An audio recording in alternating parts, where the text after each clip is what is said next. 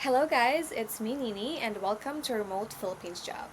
And today we have Anna and we're gonna interview her regarding her testimonies with our agency. But before we start, Anna, can you first introduce yourself? Hi everyone, I'm Anna and I am 22 years old.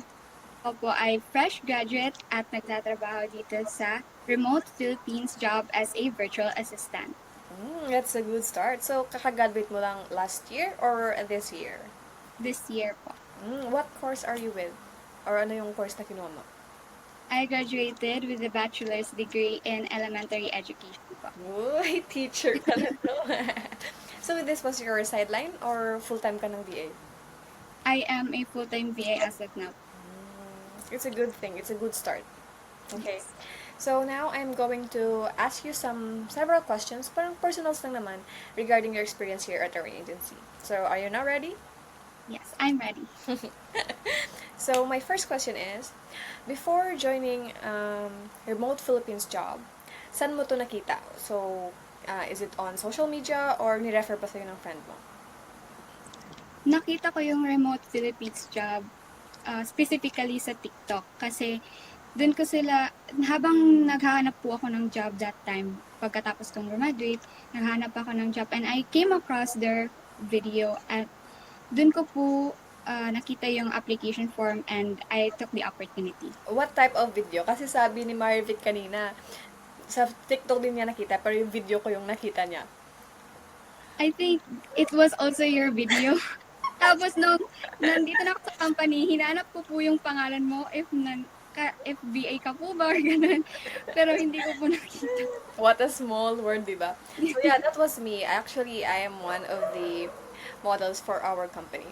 So, back at my questions kanina, so nakita mo siya through TikTok. Yes. So, what makes you apply knowing na maraming scams online? So, what urged you to apply in our agency or company? Of course po na kailangan po natin ano, maging masusi kapag nag-a-apply ng mga online jobs. And when I looked at their application form po, I I saw that it was legitimate kasi hindi po nila ako pinipressure na magbigay ng payment Yeah. for the application. Kasi At saka, mostly ng mga ano, 'di ba, ng mga scam sa online is you mm-mm, need to pay, 'di ba, before you proceed in the next steps. So opo, it's a yun good po, thing na that's one of the advantages dito sa ating company na we don't need to ask money for someone to apply kasi lahat dito is free will, 'di ba? yes po. So, can I ask or can you share how your application and interview process went? So while I was applying in this job, there were actually two kinds of assessments po na tinake ko, which was the personality and the IQ test. And I believe that was also one of the green flags that I saw nung nag-apply po ako kasi they were really evaluating their applicants. Hindi po yung kung sino yung nag-a-apply, tinatanggap nila kaagad. Yes. Credentials So, muna. yes. And during that time na I was accepted nung na-evaluate na po nila yung assessment ko, uh, I took straight to training po and it was also the green flag po talaga kasi when we were training, uh, the hiring manager, she was like, pinapakita niya po talaga yung self niya, alam namin yung name niya, kung saan siya, and I think that's one of the reasons na na-trust ko po yung company. Yeah. And aside from the credentials, we also want those people mag-apply with and without experience. Kasi Mm-mm. usually some of the fresh graduates wala pang experience, di ba? So kakatapos ng mag-graduate, so mahirap talagang maghanap ng job.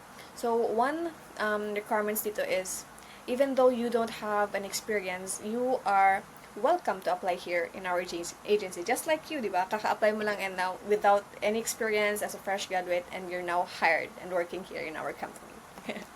So, tanong ka lang, how long was your hiring process? Or like, it took you ba a week or a month? Or either days?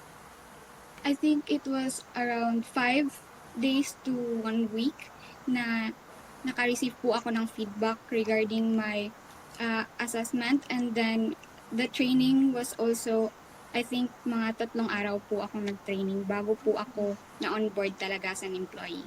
So your process was smooth, right? So walang Yes, kahirap-hirap. lang po talaga. So after that, can I ask what kind of clients ba do you handle as a virtual assistant? The kind of clients I'm having are also models po, but I'm in the area where I am uh, posting something explicit or doing something explicit. I am managing their social media, and I am only tasked to parang mag-post ng content nila and to think of some captions po that will entice engagement from their audience. So bale nagiging social media manager kanila ng mga models.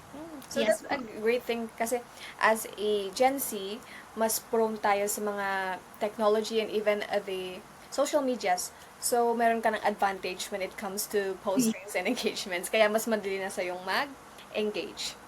Okay, next is what is something that surprised you after joining this company? Ano yung mga feel mo na naging um, surprises for you as someone na fresh graduate and nalaman mo na, ay, kaya ko palang maging ganito, na, knowing na hindi pa ako masyadong experiensyado?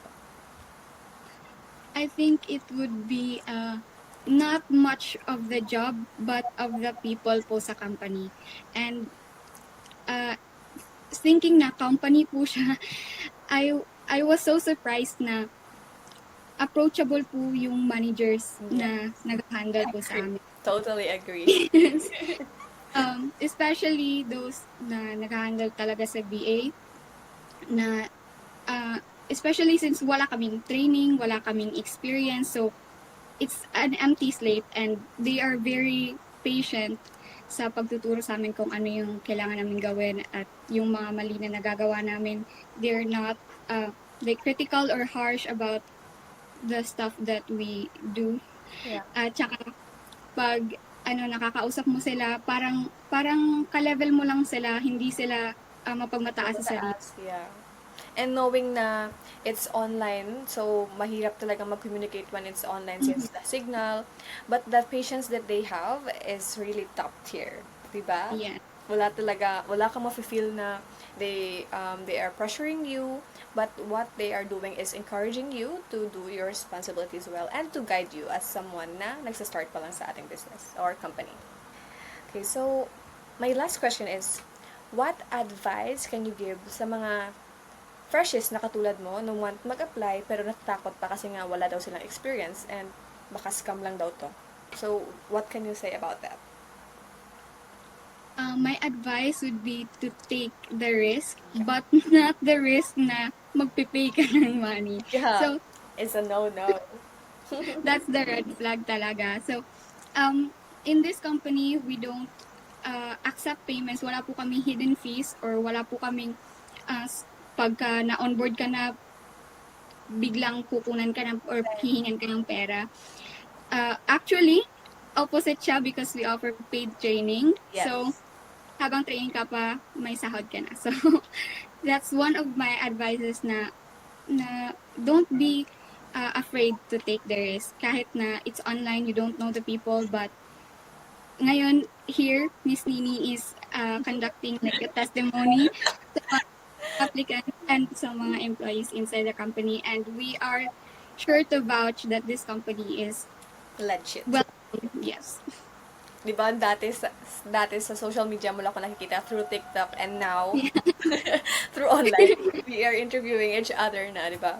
So, it's really important that we should also know how to criticize the sites online kasi usually madami talagang scams and you don't know what will happen to you if you don't take a risk. Okay? Yes.